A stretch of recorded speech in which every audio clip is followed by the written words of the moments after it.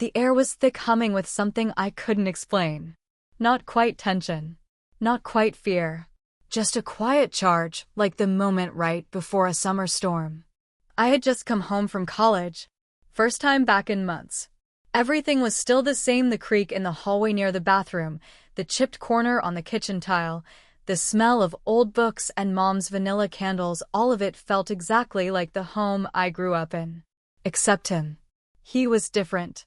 My dad, or my stepdad, technically he looked the same, but he felt different. I don't know how else to say it. There was something behind his eyes that hadn't been there before. Something softer, more aware. Like he saw me in a way he never had before. Not as the kid he used to call Pumpkin when I scraped my knees on the driveway. Not as the teenager who slammed doors and cried into her pillow after fights with Mom. But as someone else. And I felt it. That shift. That crack in the air between us.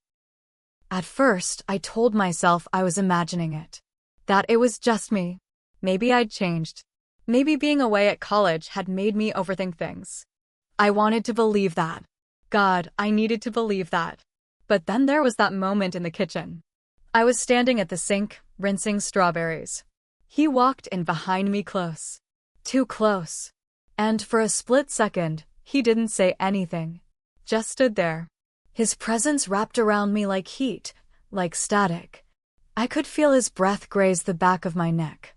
And when I turned, his eyes held mine a second too long. That was when I knew. Something was happening. Something neither of us could name. And I didn't know whether to run, or stay, or pretend it wasn't real. So instead, I kept the secret. And now, I wish I hadn't. Because once you cross that line, even in your mind, there's no going back. And what happened next changed everything.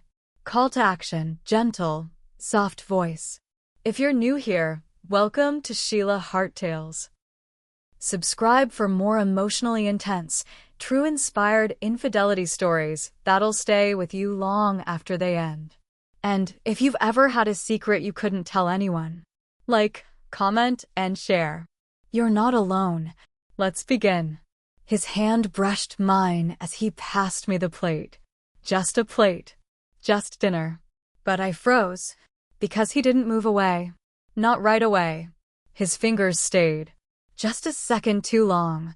Long enough for me to feel it. The warmth. The weight. That hum under my skin, like something ancient. Something I'd locked away. Suddenly stirring. And when I looked up, he was already looking at me. It wasn't bold. It wasn't obvious. But it was there.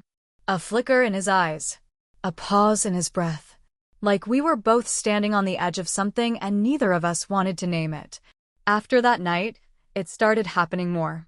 Little things. Things you'd never notice if you weren't feeling them. If your body wasn't betraying you in all the quietest ways. He'd linger near the kitchen counter when I was there. Not speaking. Just present. Too present. And every time, my chest would tighten. My skin would feel too warm. I'd start washing dishes I'd already washed just to keep my hands busy. Just to stop them from shaking.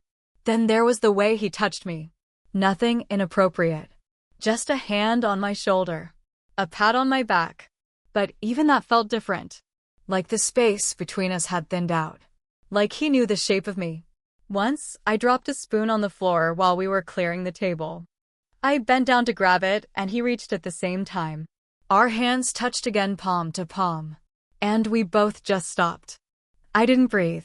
Neither did he. It was maybe 2 seconds. But it felt like a lifetime. When we stood back up, we didn't say anything. But we didn't have to. Everything was said in that silence. And it wasn't just the touches. It was the way he looked at me. Too long. Too often. Like he was remembering something I hadn't even given him yet. Like I was wearing something only he could see. And God help me. I started looking back. Not on purpose. Not to flirt. But because I was curious. Because my body was starting to memorize his nearness. The way his voice dipped when we were alone. The way his laugh sounded warmer when it was just for me. I'd catch myself leaning in when he talked. Not even realizing it. Like gravity had shifted and I was just following the pull. I should have pulled away. I should have said something, but I didn't, because it wasn't what he did. It was what I felt. Under my skin. In my stomach. In my chest. Like something waking up that had been asleep for a very long time. And once it was awake, it wouldn't go back to sleep. I'd lie in bed at night, staring at the ceiling, replaying every glance, every touch, every second of closeness. Asking myself what the hell I was doing. And still, wanting more. Wanting something I didn't understand. Something I couldn't understand. Because how do you explain craving something that terrifies you? How do you explain feeling seen by the one person who shouldn't be seeing you like that? I kept trying to convince myself it was nothing. That I was imagining it. But then the day came. When he didn't leave the room. He stayed. And everything changed. It was a Thursday. I remember because the house was too quiet, and my mom had texted to say she'd be home late. Again. I didn't think anything of it. She'd been working late a lot. That wasn't new. But that night something in the air felt different. The sky was clear, stars scattered like spilled sugar. The crickets were singing, soft and rhythmic. There was a breeze, just enough to make the wind chimes on the porch whisper against each other. We were sitting outside, just the two of us. I had made tea chamomile, the kind he liked. We weren't saying much. Just sipping, listening to the sounds of the night. The kind of silence that didn't feel awkward. Just open. But still, something was sitting between us. Heavy. Unspoken. "You're quiet," I finally said.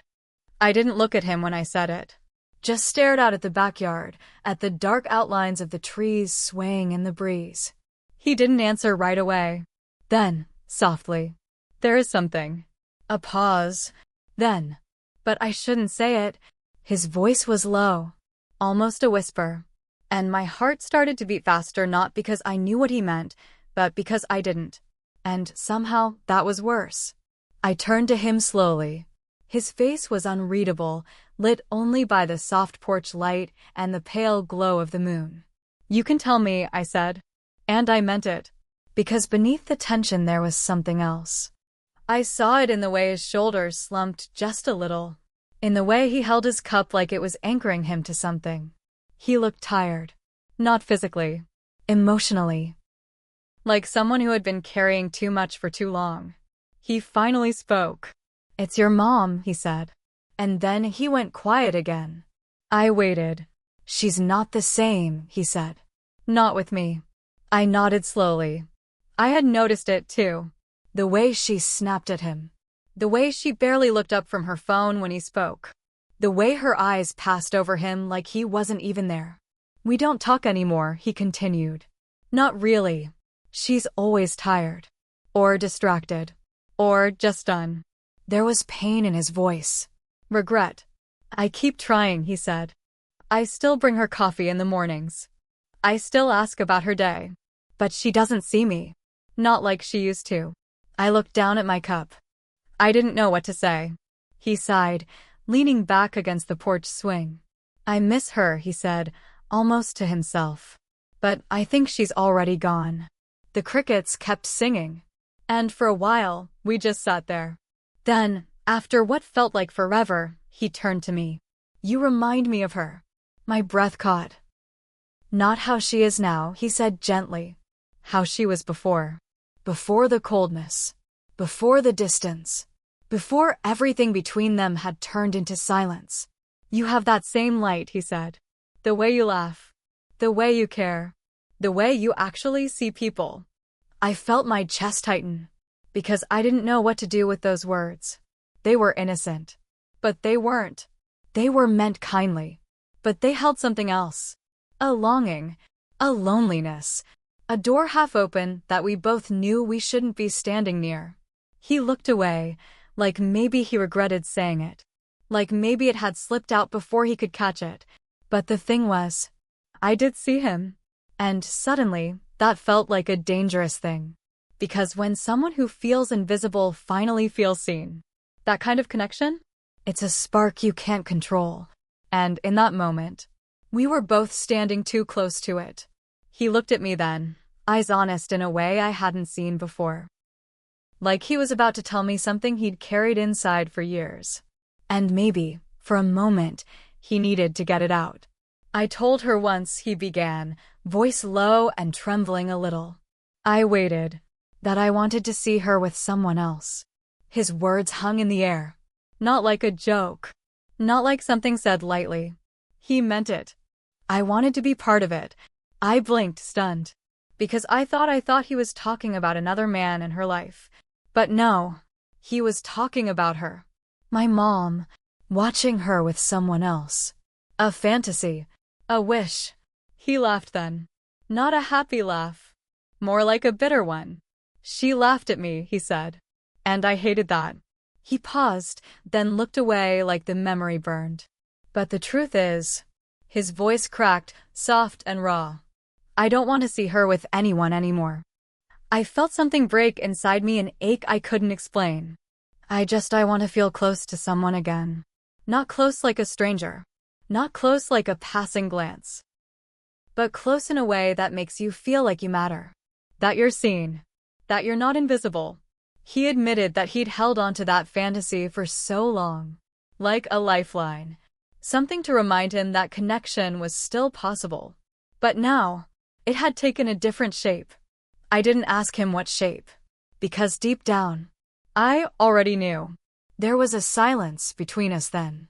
A silence heavy with things neither of us dared to say aloud. Because some truths are too complicated to explain. Some desires are too dangerous to admit. But in that moment, I realized just how lonely he really was. And how much we were both craving something we shouldn't want. Something that could change everything. I couldn't sleep that night. No matter how tightly I closed my eyes, the silence in my room wasn't quiet. It was filled with him. His eyes. The way they looked at me like I was the only thing that mattered. And suddenly, that thought spiraled inside my head like a storm I couldn't stop. What if I liked the way he looked at me? What if I liked it too much? The questions clawed at me, one after another, until I felt dizzy.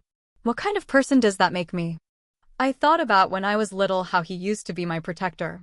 The man who chased away nightmares just by sitting beside my bed. The one person who made me feel safe, even when everything else felt scary and uncertain. He was the steady in my chaos. But now, I was scared. Not of him. Of myself. Because I realized it wasn't fear of him that kept me awake. It was fear of what I wanted. And that scared me more than anything. I replayed every look, every touch, every moment between us. Was it just loneliness? Was it some twisted kind of comfort? Or something deeper, something I wasn't ready to face? I thought about telling my mom. Maybe she'd understand. Maybe she'd help me fix this. But then I thought of her, the distance between them. The coldness in her eyes when she looked at him. And I wondered if she'd believe me. Or if she'd see me differently. I thought about leaving. Packing a bag. Driving away. Starting fresh somewhere no one knew my name. But every time I was near him again. Every time his voice was just a little softer. His smile a little warmer. It got harder to resist. Like a slow burn I couldn't put out. And the worst part? I didn't want to. It was a stormy night. The kind where the wind howls through the trees like it's trying to tear the whole world apart. The power had gone out hours ago. The house was dark, except for the soft flicker of candles scattered around. I was wandering through the kitchen, trying to find my phone with no luck when I saw him. There he was, shirt undone, damp from being out in the rain fixing the old fuse box. His hair stuck to his forehead, and his sleeves rolled up like he'd been working hard. But none of that mattered. Because in that moment, all I could see was him. And something inside me broke open. I swallowed hard. This isn't just your fantasy anymore, I said, voice barely louder than the rain tapping on the windows. I think it's mine too. He didn't say a word. He didn't move. We just stood there. In the dark. Breathing the same air. Sharing the same heat. I took a small step closer. Then stopped. Pulled back. Because I needed to be sure. Needed to hear it from him. But I need to know, I whispered, voice trembling. That this won't destroy everything. He looked at me, then eyes glassy, honest. I promise, he said softly. It won't. Unless we let it. And that was the moment. The moment I realized we were both standing at the edge of something that could change everything. But also the moment I knew there was no turning back. A few days later, I found it. A note. Just sitting there on my nightstand, like it had been waiting for me. The paper was folded neatly, edges sharp, the handwriting familiar, but unreadable at first glance. It said, "Be home by 8 tonight." No questions. Just trust me. I almost threw it away. I was so close to crumpling it up and tossing it like some dumb prank. But curiosity won. And maybe something else. That small spark of hope that maybe, just maybe, this was a chance to understand. To finally see what he'd been trying to say all along. That night, I dressed carefully. Not too casual, not too formal, just right. Nervous, but determined. The house was quiet when I got home. Except for soft music playing from the living room, something smooth and slow, like a jazz song from a movie I couldn't quite place. There was a new bottle of wine open on the table. No one else was home. I stood there, heart pounding, waiting. Then he came in, calm but different. Like he was ready for something real. "You said you wanted to understand what it meant to be seen," he said. His eyes held that same honest light. "Let me show you what I meant." And then he led me into the next room. Where she was. A woman I'd never met before. She was calm, kind-eyed, warm. Not the kind of woman who would threaten or judge. Just there. He introduced her simply as Anna. And in that moment, I knew this was going to change everything. She was already waiting when I stepped inside the room. Not standing. Not pacing. Just sitting.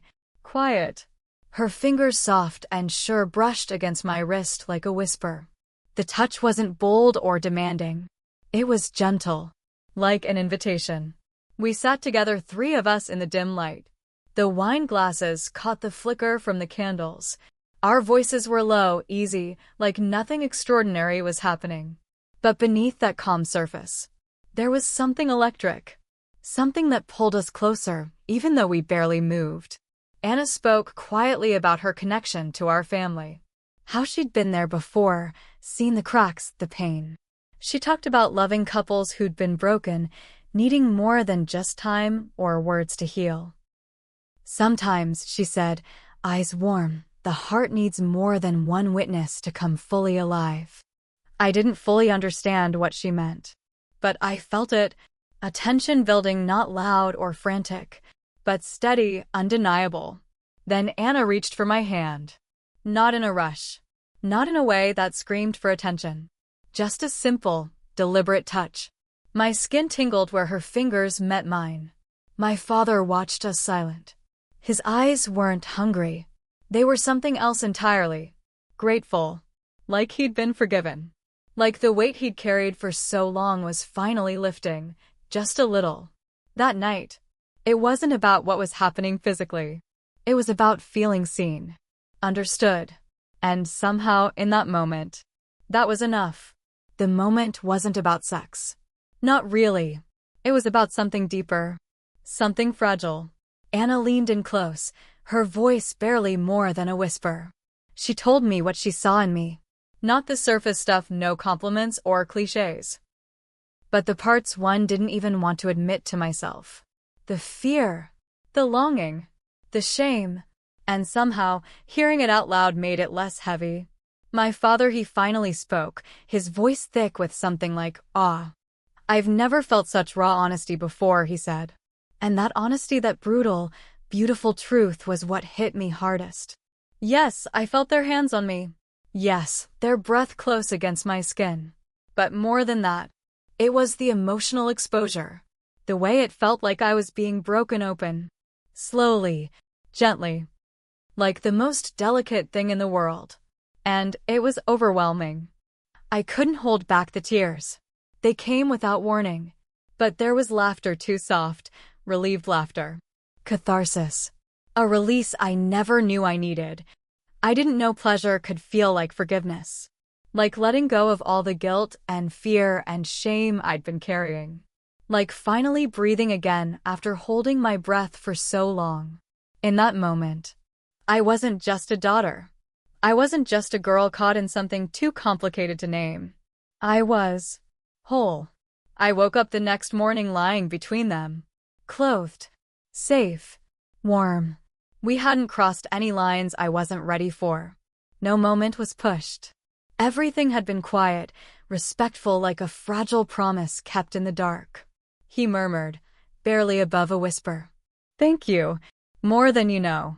And in that simple sentence, I felt the weight of everything we'd carried, the loneliness, the longing, the shame start to lift, just a little. Anna left soon after, and my father walked her to the car.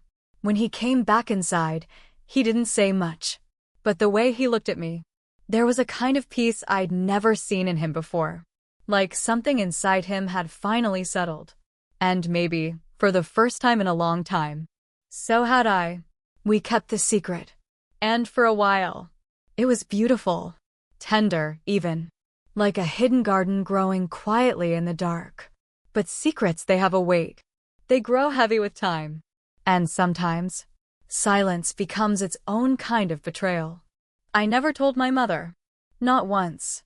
Not because I was ashamed, but because the truth deserved its own moment. Its own voice. And silence stole that from it. Have you ever held a secret so long that it started to shape who you were? Like a shadow following you in the daylight.